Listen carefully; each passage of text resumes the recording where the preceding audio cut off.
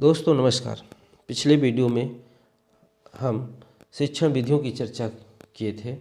उसी क्रम में जो शेष रह गई थी शिक्षण विधियां, उनकी चर्चा हम आज कर लेते हैं और इस तरह से ये शिक्षण विधियां आपको मिल जाएंगी। इनको अच्छे से पढ़ लीजिए और अच्छे से सुन लीजिए। आइए शुरू करते हैं। प्रश्नोत्तरी विधि। प्रश्नोत्तरी विधि ये सुकरात ने दिया था। इस विधि में प्रश्नोत्तरी के माध्यम से बच्चों को अधिगम कराया जाता है। इसके भी 3 सोपान कहे जाते हैं। ये सोपान ध्यान रखिएगा। पहला निरीक्षण, फिर अनुभव, फिर परीक्षण। तो 3 ये हैं। पहले बच्चों को निरीक्षण कहा जाता है। निरीक्षण करने के बाद उससे अनुभव लिया जाता है, प्रश्न पूछे जाते हैं, फिर उसका परीक्षण करते हैं। मूल्यांकन विधि में क्या है? जे.एम. राइस की है। इस विधि में मूल्यांकन करके बच्चों को अधिगम कराया जाता है। तो इसमें ज़्यादा खास महत्वपूर्ण क्या है?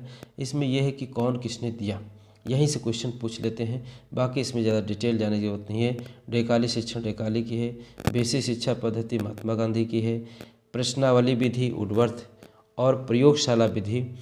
तो यहाँ पर देखें प्रयोगशाला विधि में ये विधि जो है किस चीज़ों में उपयोगी है।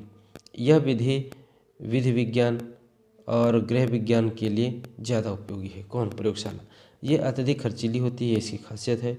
और गणित विज्ञान, गृह विज्ञान, भूगोल के लिए ये अनिवार्य रूप से उपयोगी माने गए, क्योंकि उसमें प्रयोग होते हैं और प्रयोग के माध्यम से बच्चे सीखते हैं। इसलिए ये विषय ध्यान रखें। विज्ञान है, गणित है, गृह विज्ञान है और भूगोल ज़्यादा उपयोगी है, तो इस ध्यान रखिएगा। फिर है विचार विमर्श विधि। विचार विमर्श विधि में जैसे गोष्ठी विधि है, पैनल चर्चा है, ये सब विशेष तौर से 2 बातें ध्यान रखिएगा। बस इसमें और ज़्यादा कोई खास नहीं है। भ्रमण विधि। भ्रमण विधि में क्या है? प्रत्यक्ष, मूर्त या व्यवहारिक ज्ञान पर आधारित था। बच्चों को इसमें टूर पे ले जाते हैं, भ्रमण कराते हैं, उसको प्रत्यक्ष या मूर्त रूप से देखते हैं, व्यवहारिक ज्ञान प्राप्त करते हैं। तो इस तरह से बच्चों में अधिगम होता है।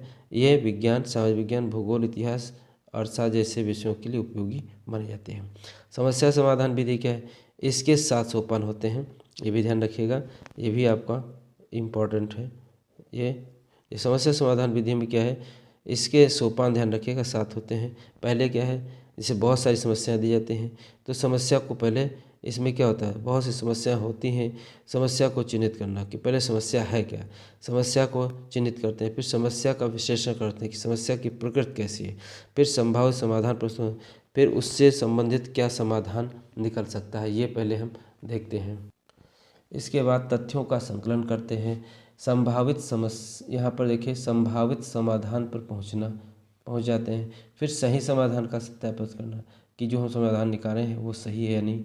फिर अंतिम समाधान का अनुसरण करना। फिर जो अंतिम रूप से हम जिस समाधान पहुंचते हैं उसी का हम अनुकरण करते हैं।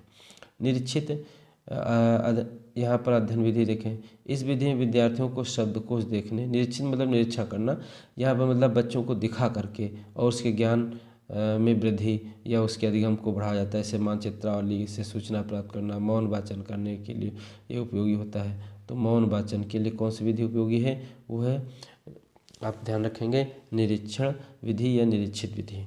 टोली शिक्षण, टोली बना करके किसी कक्षा को पढ़ाने की योजना इसमें बनाई जाती है, तो इस तरह से टोली शिक्षण विधि। अभिक्रमित अध्ययन विधि, ये B.F. स्किनर की है।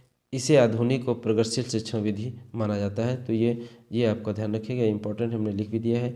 इसके 2 प्रकार होते हैं। एक रेखीय अभिक्रमित, इसमें क्या होता है? सही उत्तर देने पर छात्रों को पुनर्बल मिलता है और गलत उत्तर देने पर अनुदेशन पद को दोहराने का दंड मिलता है। तो रेखीय ध्यान रखिएगा।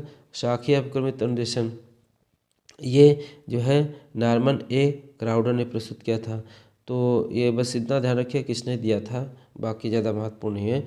अब यहाँ पर देखें दत्तकार। दत्तकार में क्या है? इसमें बच्चों को दत्तकार, एक तरीके का गृह कार्य भी इसको कहते हैं। इसमें क्या है? बच्चों को काम दिया जाता है कि एल्बम बनाना, यंत्रों का उपयोग करना, प्रदर्शनी आयोजित करना, मॉडल बनाना, ये सब दत्तकार के अंतर्गत आते हैं। कार्य पहले से दे दिए जाते हैं और बच्चे उनको करते हैं। फिर पुस्तक आधारित विधि, यह विधि बड़ी कक्षाओं के लिए उपयोगी है। पुस्तक आधारित, तो ये आपके लिए ज़्यादा महत्वपूर्ण नहीं है। सामग्री आधारित विधि, सामग्री आधारित विधि में इसे 3 वर्गों में बांटा जा सकता है। एक तो द्विमीय चित्र प्रस्तुति, त्रयोमीय और दृश्य। द्विमीय में क्या होता है? नक्शे, पोस्टर, स्केच आदि इसमें आते हैं। त्रिविमी में जैसे मिट्टी या लकड़ी के बने जो सामान होते हैं, जैसे प्रतिरूप, नमूने, मूर्तियाँ, मॉडल, ग्लोब, ये सब त्रिविमी होते हैं। तो इस तरह से ये इनको वर्गीकृत किया गया है। और दृश्य शब्द में रेडियो यंत्र, television, tape recorder, computer, LCD projector, ये सब आते हैं। तो ये सब सामग्री के तहत बच्चे सीखते हैं। जिस प्रकार की सामग्री होती है उस आधार पर उनका अधिगम कराया जाता है। तो ये सामग्री आधारित होता है। फिर है मस्तिष्क उद्वेलन विधि, ओसबॉर्न ने दिया है, इम्पोर्टेंट है, ये पूछी भी गई है। यह विधि समस्या केंद्रित विधि है। इसमें छात्रों को बार बार प्रोत्साहित किया जाता है, इसलिए इसको मस्तिष्क उद्वेलन कहा जाता है। यानी ब्रेन वॉश कह सकते हैं कि बार बार उसको प्रोत्साहित किया जाता है। और छात्रों को अपसारी चिंतन के लिए अग्रसित किया जाता है। अपसारी मतलब बहुत विस्तृत चिंतन करने के लिए कहा जाता है। और एक होता है अभिसारी चिंतन। अभिसारी मतलब संकीर्ण चिंतन। इसके बाद विचारों और सुझावों का मूल्यांकन किया जाता है। तो ये ध्यान रखिएगा। मस्तिष्क उद्वेलन विधि, अनुकरण विधि, ये थॉर्नडाइक और जेपी वाटसन ने दिया था। इन्होंने कहा था कि बच्चे प्रत्यक्ष अनुभवों के आधार पर अनुकरणात्मक व्यवहार द्वारा सीखते हैं। तो अनुकरण से सीखते हैं, ये इन्होंने बताया था। मिलर और डोनाल्ड ने अनुकरणात्मक व्यवहार को 3 भागों में बांटा, एक समान व्यवहार, प्रतिलिपि व्यवहार और सम्मिलित आश्रित व्यवहार। तो ये 3 विधियाँ इन्होंने 3 विधि के 3 भाग समझिए बताए हैं और 3 भागों में बांटा है। तो खास करके आपको ध्यान क्या रखना है कि अनुकरण विधि किसने दिया है, मस्तिष्क उद्वेलन विधि किसकी है, ये खास करके आपको ध्यान रखना है, क्योंकि यही ज़्यादातर पूछते हैं। बाकी ज़्यादा डिटेल जाने की ज़रूरत नहीं है। तो ये थी शिक्षण विधियाँ दोस्तों, इनको अच्छे से पढ़िए और अच्छे से एक बार सुन लीजिए, फिर आपके दिमाग में ये बैठ जाएंगे। तो ये आपकी शिक्षण विधियाँ यहीं कंप्लीट होती हैं। फिर हम अगले वीडियो में कोई आपके लिए महत्वपूर्ण पॉइंट लेकर के आएंगे। तब तक के लिए नमस्कार।